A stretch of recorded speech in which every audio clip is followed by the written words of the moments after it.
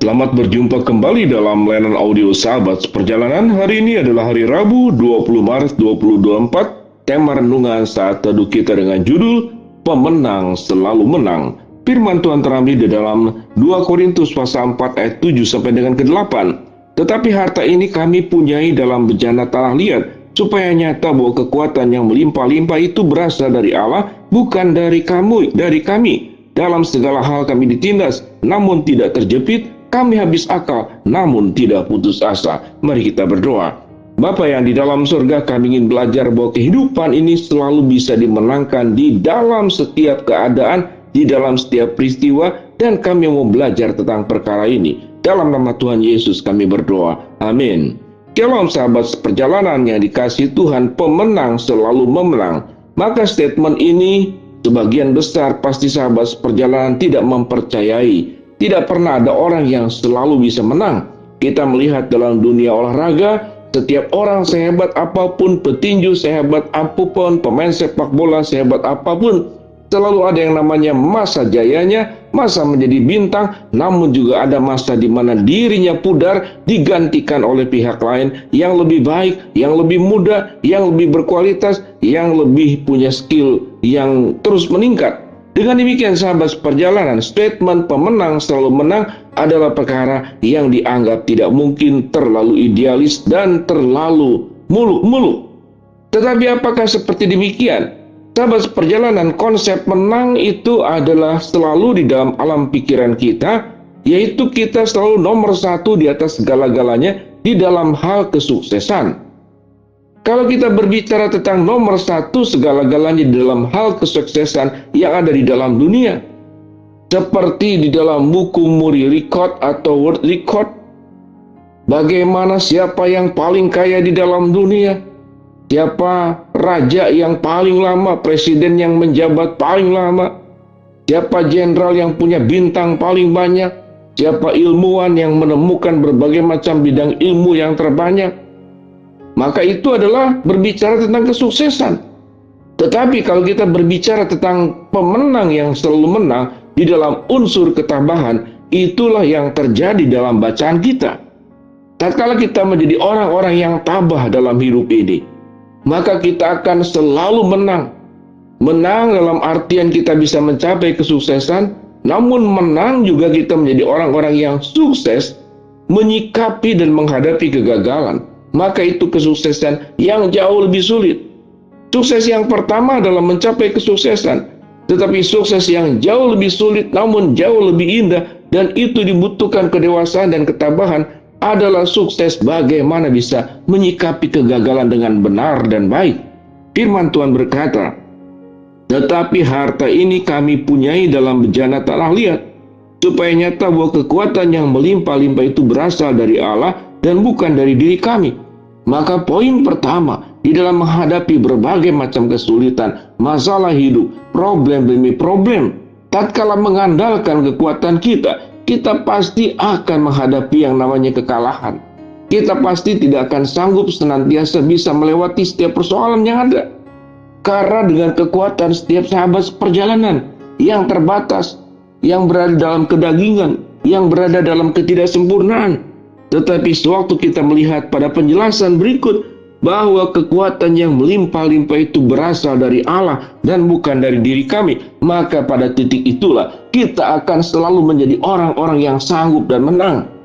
Tatkala kita melewati persoalan yang ada, setelah kita melakukan apa yang kita bisa, kita tidak sanggup, dan Tuhan menopang, Tuhan menolong, Tuhan memberikan jalan keluar, maka kekuatan Allah yang firman Tuhan katakan, bukan satu kali, bukan dua kali, tapi firman Tuhan berkata, kekuatan Allah yang melimpah-limpah pada diri kita.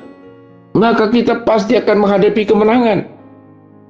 Satu perkara yang perlu dipahami, dan ada banyak anak Tuhan yang bertanya, kalau Tuhan itu bersama dengan kita, Tuhan itu menyertai kita, mengapa Tuhan memberikan kesulitan? Mengapa Tuhan mengizinkan sakit? Mengapa Tuhan mengizinkan kegagalan? Mengapa Tuhan mengizinkan berbagai macam persoalan yang ada? Bagaimana mungkin saya menjadi pemenang?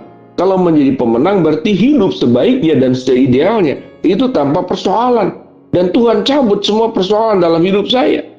Bagaimana hidup saya selalu diberkati, bagaimana hidup saya selalu diberikan kemakmuran, bagaimana hidup saya dan orang-orang yang saya kasihi dijauhkan dari penyakit, dijauhkan dari peristiwa-peristiwa yang tidak diinginkan. Bukankah itu doa kita? Tetapi tidak demikian.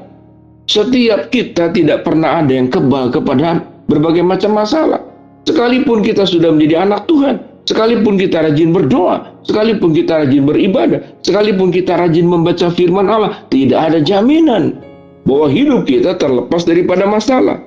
Tapi ada jaminan Allah di dalam kondisi masalah yang sesulit apapun, sehebat apapun, seberat apapun, bahwa kekuatan Allah yang melimpah-limpah itu diberikan kepada kita.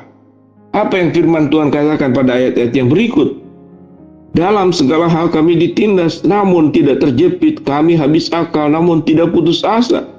Kami dianiaya, namun tidak ditinggal sendirian. Kami dihempaskan, namun tidak binasa. Kami senantiasa membawa kematian Yesus dalam tubuh kami, supaya kehidupan Yesus juga menjadi nyata di dalam tubuh kami. Inilah bagian tulisan daripada Rasul Paulus, yang memang semenjak dia menjadi anak Tuhan, menjadi Rasul Tuhan, mengabarkan berita Injil, menjalankan kehendak Allah, menjalankan perintahnya, menjalankan amanat agung daripada Tuhan. Bagaimana kesulitan demi kesulitan, ancaman demi ancaman, problem demi problem menghadapi, menghalangi yang bersangkutan. Tetapi Paulus selalu keluar sebagai pemenang. Sehingga pemenang yang selalu menang. Bukan berbicara tentang kesuksesan duniawi, tapi menjadi orang yang penuh dengan ketabahan dan tetap berjalan di dalam kehendak Allah tatkala menghadapi setiap persoalan-persoalan yang ada. Orang yang tabah hidupnya bisa sukses, mencapai sesuatu seperti yang diharapkan. Tetapi orang yang tabah juga akan sukses tatkala diperhadapkan kepada kegagalan, tatkala diperhadapkan kepada kekecewaan, tatkala diperhadapkan kepada sesuatu yang tidak diharapkan. Terjadi, sementara yang diharapkan tidak terjadi. Dia tidak akan menyalahkan siapapun juga. Dia mempercayai di dalam setiap situasi yang ada maksud dan rencana Allah. Sehingga dirinya menjadi orang-orang yang sukses karena ketabahannya. Sukses karena mampu mencapai sesuatu, dan sukses karena mampu menghadapi berbagai macam kesulitan, problem, bahkan kegagalan. Bahkan dalam setiap harapan yang diinginkan tidak terjadi, namun tetap tabah, namun tetap kuat, tidak putus asa, tidak kecewa, tidak menyalahkan Tuhan, tidak menyalahkan keadaan, tidak menjadi orang yang pesimis. Tentu ini sesuatu yang begitu ideal. Namun itulah perintah Allah. Kalau Allah sudah memberikan kekuatan yang melimpah-limpah, apapun persoalan hidup yang sedang dihadapi oleh sahabat seperjalanan, kita tetap akan menjadi orang-orang pemenang. Karena pemenang tidak hanya berbicara kesuksesan pencapaian, tapi seorang pemenang adalah orang-orang yang tabah tatkala menghadapi berbagai macam persoalan hidup yang tidak disukai, yang tidak dikehendaki, namun terjadi, dan tetap percaya di dalam setiap keadaan ada rancangan, ada rencana, ada Allah, ada rangkaian petunjuknya yang akan memimpin kita melewati berbagai macam kehidupan dengan tetap sebagai pemenang, karena kita adalah orang-orang yang tabah. Mari kita berdoa.